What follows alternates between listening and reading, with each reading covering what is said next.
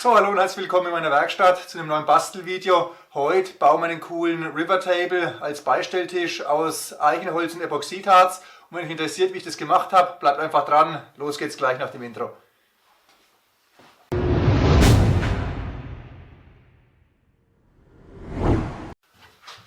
Ja, ich würde sagen, wir fangen dann auch gleich an. Für den Tisch habe ich mir hier solche Eichenbretter mit Baumkante besorgt. Die werde ich mir jetzt zuerst mal auf die runde Form zurechtschneiden und dann noch von der Farbe her dunkler beizen. Für die Form und für die Umrisse verwende ich hier so einen alten Mörtelkübel. Der hat genau die Maße, die ich brauche, und damit zeichne ich mir jetzt die runde Form an.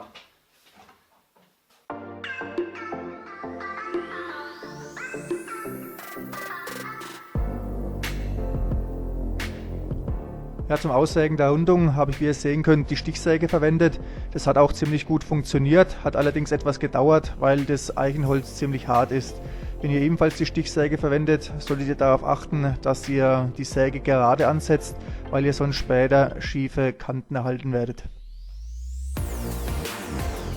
Nachdem dann beide Teile ausgeschnitten waren, ging es dann gleich mit dem Schleifen weiter. Ich habe hierzu einen Exzenderschleifer und Schleifpapier mit einer Körnung von 240 verwendet.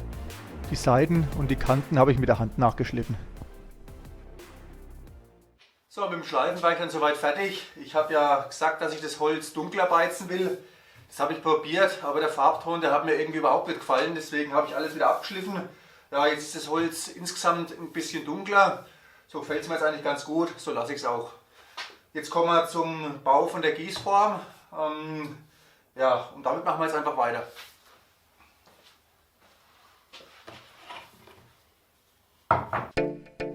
Wenn ihr mit Epoxidharz arbeitet, solltet ihr darauf achten, dass der Arbeitsplatz und die Bauteile staubfrei sind. Ich habe das Holz vor der Weiterverarbeitung mit dem Kompressor vom Schleifstaub gereinigt. Als Unterlage für die Gießform habe ich, wie ihr sehen könnt, eine beschichtete Spanplatte verwendet. Auf der Spanplatte habe ich mir die Umrisse angezeichnet, also die Aussparung, wo später das Epoxidharz sein wird. Die Aussparung habe ich mir dann mit speziellem Klebeband für Epoxidharz abgeklebt. Das Klebeband dient dazu, dass das Epoxidharz keine Verbindung mit der Bodenplatte eingehen kann und dass man das Holzteil dann später wieder einfacher aus der Schalungsform lösen kann. Ich habe hier, wie ihr sehen könnt, nur die Aussparung abgeklebt. Auf den Rest habe ich mir ein Trennwachs aufgebracht. Das habe ich gemacht, weil das Klebeband ziemlich teuer ist und ja, das Wachs ist deutlich billiger. Danach habe ich die beiden Holzplatten dann mit Schraubzwingen an der Unterlage fixiert, sodass diese nicht mehr verrutschen können.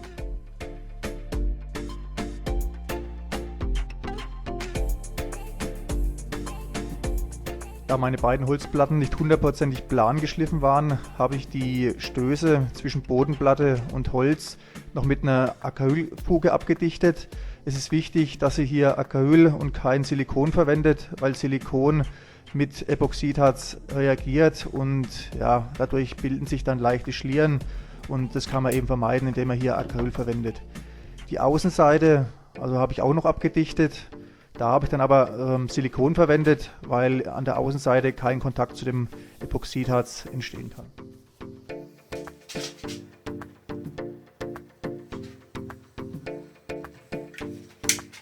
Zur Abdichtung der beiden seitlichen Aussparungen habe ich Kunststoffstreifen verwendet. Die Streifen habe ich mir aus einer alten Obstverpackung zurechtgeschnitten. Ihr könnt hier natürlich auch anderes Kunststoff verwenden, aber so, das ist die billigste Variante. Ja, und die Kunststoffstreifen habe ich dann einfach mit Silikon am Holz festgeklebt. Unten habe ich noch eine Silikonfuge angebracht und dann sollte das Ganze eigentlich dicht sein.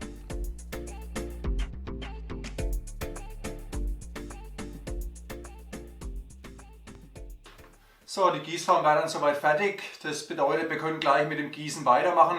Zuvor mische ich mir aber noch schnell das Epoxidharz an. Und dann geht es weiter. Wenn ihr jetzt auch mit Epoxidharz arbeiten wollt, müsst ihr euch im Vorfeld beim Kauf informieren, für welche Gießhöhen das Epoxidharz ausgelegt ist. Mein Harz ist bis 5 cm Gusshöhe in einem Guss ausgelegt. Das Harz, was ich verwende, ist etwas teurer, aber dafür kann ich den Tisch in einem Guss fertig machen und spare dadurch einen Haufen Arbeitszeit. Ja, wenn euch das Thema Epoxidharz interessiert, dann schaut einfach mal auf meinem persönlichen Do-it-yourself-Blog unter www.gray-element.de vorbei. Da habe ich euch zahlreiche Artikel zur Verarbeitung, zum Schleifen, zum Gießen und zum Färben eingestellt. In meinem Fall habe ich, wie ihr sehen könnt, das Epoxidharz noch eingefärbt. Ich habe hier schwarze, transparente Farbe verwendet. Ja, der Farbton nennt sich Smoky Black und ist leicht transparent.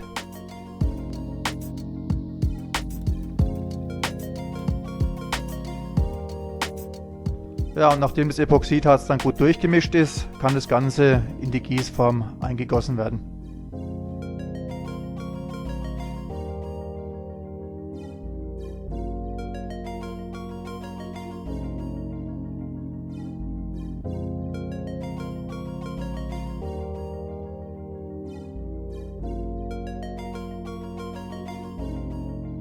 Wenn ihr zum Schluss noch kleine Luftblasen auf der Oberfläche habt, lassen sich diese mit einem Bunsenbrenner ganz einfach entfernen.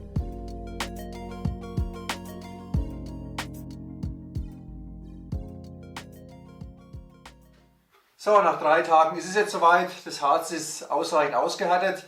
Das bedeutet, wir können die Schalungsform jetzt entfernen.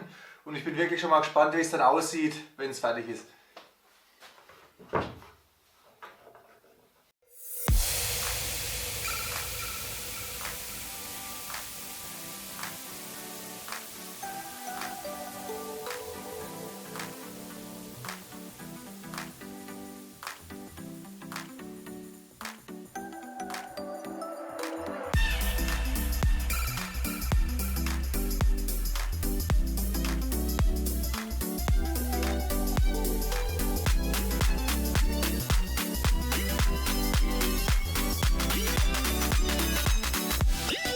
Ja, nachdem die Platte dann komplett ausgeschalt war, habe ich zuerst den Grobschliff durchgeführt.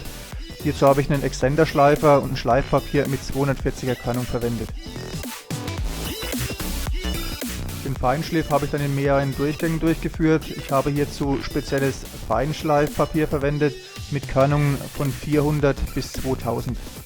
Die verwendeten Arbeitsmittel werde ich euch nachher alle unten in der Videobeschreibung verlinken.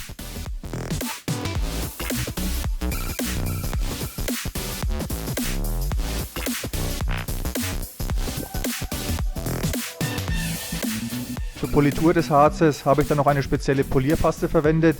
Die Paste wird mit einem Mikrofasertuch auf das Epoxidharz aufgetragen. Dadurch werden kleinste Kratzer geschlossen und das Harz kann auf Hochglanz poliert werden. Danach habe ich dann noch die Oberfläche des Holzes versiegelt. Ich habe hierzu ein spezielles Holzwachs verwendet. Hier könnt ihr aber auch Lack oder Öl verwenden. Das ist eigentlich ganz egal. Ja, und das Wachs sorgt dann eben auch dafür, dass die Maserung und die Farbe des Eichenholzes sehr schön zur Geltung kommen.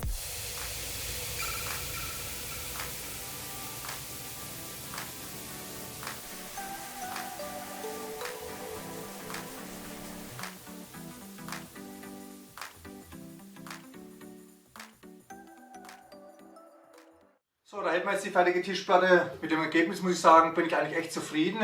Die Oberfläche ist schön glatt und auch von der Farbe her schaut es richtig cool aus. Wir brauchen jetzt natürlich noch die Tischbeine. Ich habe mir hierfür so Hairpin-Lecks besorgt und die werde ich jetzt noch auf die Unterseite der Platte aufschrauben.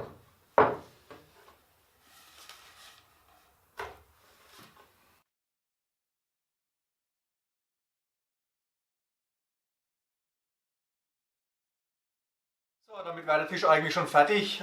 Ich denke, ihr habt wieder mal gesehen, dass man sich coole Designmöbel auch ohne viel Werkzeug und ohne großen Aufwand ganz einfach selber machen kann. Es ist kein Hexenwerk, das kann jeder. Ja, damit wären wir heute am Ende angelangt. Ich hoffe, euch hat das Video gefallen. Ich hoffe, dass ihr wieder was mitnehmen konntet. Wenn ja, dürft ihr mir gerne einen Daumen nach oben da lassen. Für diejenigen, die meinen Kanal noch nicht abonniert haben, einfach jetzt abonnieren. In der nächsten Zeit werden noch weiterhin coole Möbel aus Beton, Holz und Epoxidharz kommen. Ich habe da noch viele Ideen im Kopf, die werde ich noch umsetzen. Und wenn ihr jetzt gleich abonniert und die Glocke noch aktiviert, dann verpasst ihr in Zukunft keine Videos mehr. So, ja, für heute war es das. Ich wünsche euch alles Gute. Ich wünsche euch viel Spaß beim Heimwerken. Hoffe, dass wir uns demnächst wieder sehen. Bis dahin, macht's gut. Ciao.